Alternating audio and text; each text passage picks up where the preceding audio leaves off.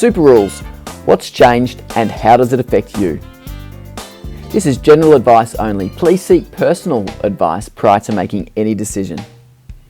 Back in May, Scott Morrison delivered the federal budget a week early so a double dissolution election could be held the 2nd of July. The coalition won power, but the super, personal and business tax rules announced in the budget are different to those passed through Parliament the 23rd of November 2016.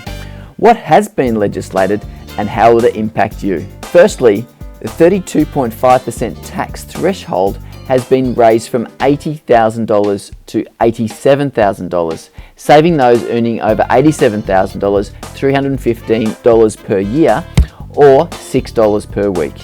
From July 2017, pre-tax or concessional contributions to super will be capped at $25,000 per annum. The cap of $35,000 for those over 50 years and $30,000 for those under 50 years is still in place for the 2016-17 financial year.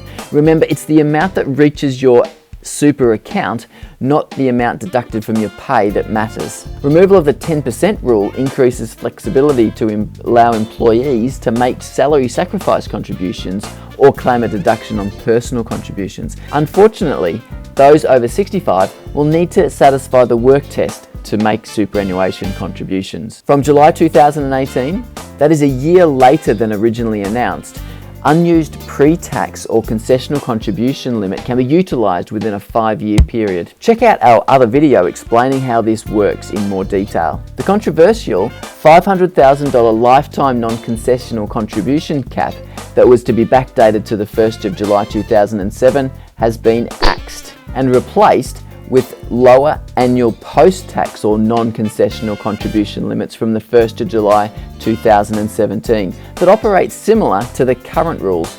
If you are under 65 years of age, you can bring forward 2 years of contributions to enable you to contribute $300,000 in a single year. The higher $180,000 limit still applies for the 2016-17 financial year. There are specific transitional rules for those who trigger the bring forward rule prior to the 1st of July 2017. You only have the ability to make non-concessional contributions if your total superannuation balance is less than $1.6 million. Those on incomes of more than $250,000 will pay contributions tax of 30% rather than 15%, costing up to $3,750 in additional tax annually.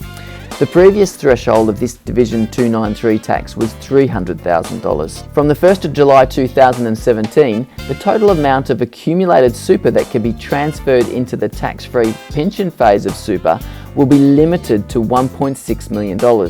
Pension balances over $1.6 million, as at the 1st of July 2017, will need to be rolled back to the accumulation phase. The spouse contribution tax offset threshold will increase from $10,800 to $37,000, increasing the number of people who can access the maximum tax offset of $540 by making a $3,000 contribution to their spouse's super account. Commencing 1st of July 2017, earnings within transition to retirement pensions will no longer be tax exempt, increasing the tax rate from 0 to 15%.